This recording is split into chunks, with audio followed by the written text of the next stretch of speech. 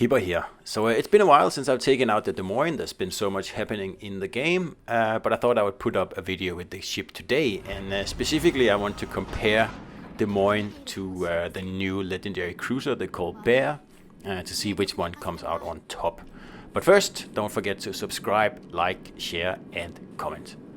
There's been a lot of talk about Colbert being like super powerful ship and like maybe perhaps even overpowered, but yeah, I don't really think so.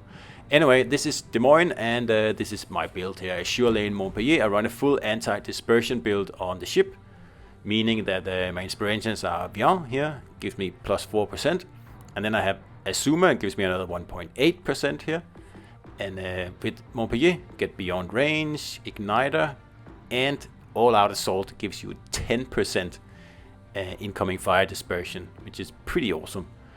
And then the usual like accuracy here, and the refill station for faster reload. On the ship itself we have aiming systems, and then we have propulsion mod, and then we have concealment system, and we have the main battery mod here. That's the only thing that's in common with my Colbert setup, because it's pretty much completely different. This is not an agile build at all. I put all my faith in the anti-dispersion build here, and tell you what, it works perfectly. So 4.4 second reload, that's 1.3 seconds slower than Colbert for 203 millimeter guns, and Colbert is 127 millimeters.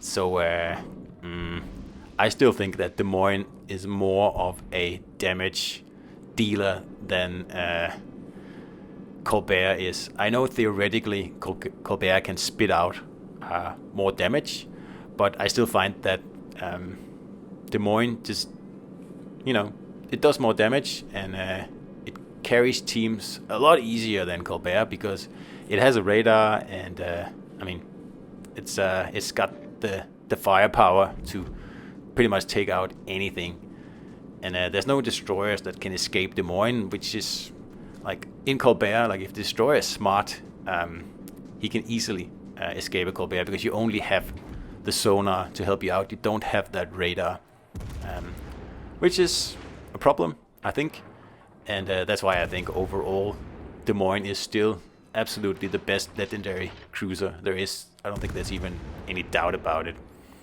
And another thing that's also in Des Moines' favor is the fact that it's a lot easier to play.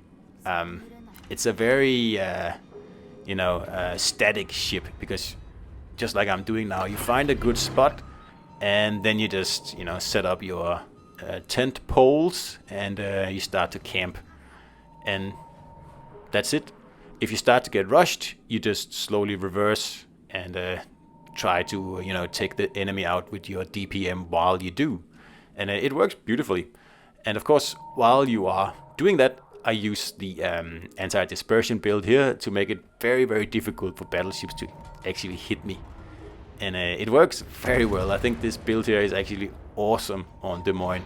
I know it's a premium commander, and it takes a bit of effort and money and insignia and all sorts of other expensive stuff to actually get up to a level where it makes sense.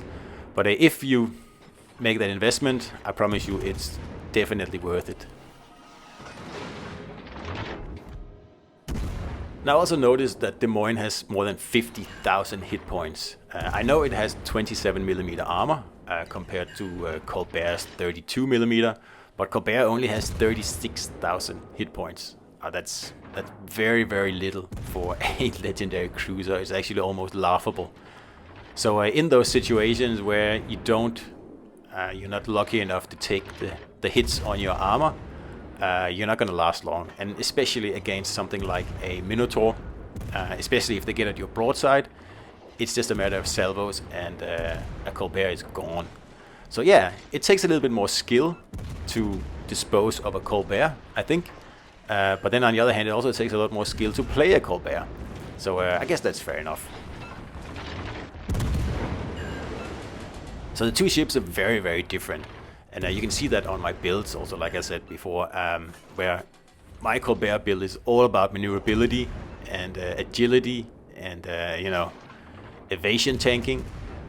Des Moines is pretty much the opposite. It's all about like stationary map control and getting in there in a good position to radar destroyers. Because there's no point getting in close and personal in Des Moines because you don't have that radar. You have a sonar, but that usually doesn't really get into play until further in the game. It's rare you get to use it very early on, like a radar. And another thing that I also think is a huge difference between the two ships is just how much fun they are to play. I mean, I like to play Des Moines. There's nothing wrong with it at all, but it's pretty boring compared to Colbert. I mean, Colbert, you are zooming around at 44 knots, shooting in every direction and setting a fire on everything you can possibly see. While in Des Moines, you slink up to an island, you like go bow in, and then you just dish out the damage, HE or AP, depending on what you're aiming at, and that's it. So sure, I mean, Des Moines is the better carry cruiser. That's absolutely sure. There's not even any doubt about it. And is Colbert the better damage-dealing cruiser? I don't know. I don't think so. I still think Des Moines is better in that department as well. It takes me considerably less effort to get a high damage game in Des Moines than it does in Colbert. I guess it could be because Colbert is new and exciting, and every time people see it, they shoot at it. And Des Moines has been in the game for a few months now, and it's not so rare anymore. Nobody really cares about it anymore. I guess that could be part of the explanation, but who knows?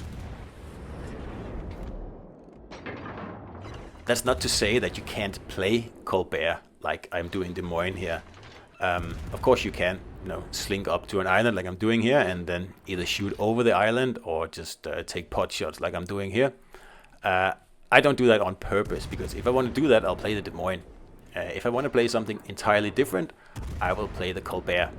And then in between, in the middle, you have the Minotaur, and really that's pretty much all the cruisers you need at the Legendary tier, in my opinion, because if you use the same builds I do, then each cruiser gives you a completely different playstyle and experience, and whatever you're in the mood for, you can just play that. And I don't know if you notice how all these battleships here are just missing, in pretty horrible ways here. I like to think it's down to my build. It could also just be, the players, but that's a lot of incoming shells that I just magically dodge. And as you can see, I'm not even moving. I'm just sitting here, and I'm putting my whole faith in my build. And like I said a few times before, it works perfectly. So I don't have to do anything. I just have to aim and shoot. As you can see here, half the match has gone, and I haven't moved really. I mean, I moved into the cap first thing, and luckily I had some backup behind me, meaning that no one could really rush me. And yeah, I just sat here and took incoming shells. And I mean, as you can see, they don't do enough damage because they don't hit me well enough. So I can usually take the battleships out before they actually are able to even get at me at all. Because most battleship takes 25 seconds or something like that to reload. And in that time I can have that will be like 5 or 6 salvos out of Des Moines, which is a lot of damage. Yeah, I like this build here, and it's different. It's still an offensive or like a reload build because I have the reload perk on. So that's why it's down to 4.4, which is really nice, I'm not gonna lie. But the primary purpose of this build here is the anti-dispersion, which all the inspirations are about and all the perks are about. And hopefully sometime in the future we might get some more anti-dispersion commanders, and I might actually make this build even better. But like I said, right now it's already pretty awesome. So we spent the whole match sitting in one spot shooting at battleships, and we're only down to half health now. And don't have any heals left though, but that's okay, because the Reds are down to only 3 ships, and only one of them is a battleship. So I'm thinking, let's just go and farm this battleship a little bit more. It's a Yami, and it has like 2/3 health left. So we should get a few fires on him, and then we can go and actually challenge him up front after. Because I wasn't too impressed with the accuracy of this Yamato here, so I'm thinking that I should be pretty safe taking him on. And again, doesn't hit anything. And again, I cannot prove that it's the build, but I have a lot of battles in this ship here now, and I can definitely feel the difference when I have this build on. Same as in my Alaska, it's also a very good build for that ship. And Baltimore and Buffalo probably also, unless you really want to get your rear guns into action all the time, then I would probably think about a different build. But in these ships here where you have 2 out of 3 turrets in the front, this build here makes total sense. And it's also really fun to, you know, infuriate other players when they can't hit you, because no one hates well, no one likes bad RNG, and this build here just gives everybody else really bad RNG when they shoot at you, and I find that slightly fun and satisfying. So we've had an extremely boring battle here, so I'm thinking I'll try to finish it off with a little bit of action. I have 20,000 hit points left, and the victory is pretty much secured here. The problem is that this Yami here is holding on to the B cap, and I mean, these guys could still win. So we're going to have to make a push now to wrestle at least one of these caps out from under them, because otherwise they might actually end up overtaking us on points. So that's also another reason that I just go in, because it has to be done. There's only 4 minutes left, and we can't wait forever. Especially since there's still a cruiser on the other flank, and he might actually grab the C cap as well.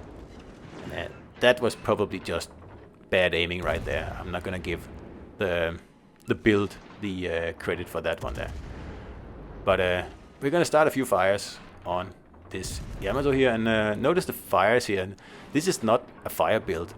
I'm at 21 fires, and I like, let's just go with the penetrations there. I have 276 penetrations, so that's about 8%. What would that be? About 8%, yeah, overall. And in most of my Colbert battles, when I do the same calculation, I get between probably around 3%. So shell for shell, you get a lot more fires with the Moines, and that's why I don't really understand when people say, "Oh, Colbert is a flamethrower," and it's a, well, yeah, it sets fires, but I still think that the Moines sets more fires than Colbert does with fewer shells, which is obviously preferable. That's what you want. So we got rid of this Yami here in the cap, and that means that obviously I can start capping, and it's just in time because we have the last cruiser over in the C cap, and of course he did exactly what I thought he would do, which is to try to grab that cap, and that makes perfect sense. I mean, that's what he had to do to win, but it also means that obviously he's going to get totally focused now because everyone knows where he is. So that's the cap down, and I'm thinking, oh, we'll get down to the A cap as well. We might as well see if we can get a little bit more XP here by helping out this guy here cap, although there's really no reason for doing it. But I just don't want to chase down that Worcester over there. You can see he entered the cap and then he left when he got shot at. So it's going to be one of those players who just runs to the edge of the map, and well, I have no intention of hunting him down, primarily because I have 76 hit points left. So I mean, even like a bird dropping on my foredeck will probably sink me. But I just miss out on the cap here. Oh, too bad. Less XP for Hibber in this battle here. Terrible. But that's the end of the video here, or almost the end. But anyway, what I kind of want to get to here, what's the point of the video? Well, the point is that the Moines is still the better cruiser. It's still the best legendary cruiser by far, in my opinion.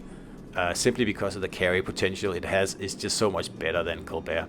I mean, yeah, Colbert can dance around and set fires and do all sorts of magic tricks, but it's not very good at hunting destroyers unless someone else spots them for you, or the destroyers just serve themselves up on a silver platter. Des Moines is much better suited for that job, and Colbert is more about setting fires on battleships. And while that is fun, it's not as useful as having a radar cruiser with the damage output that Des Moines has.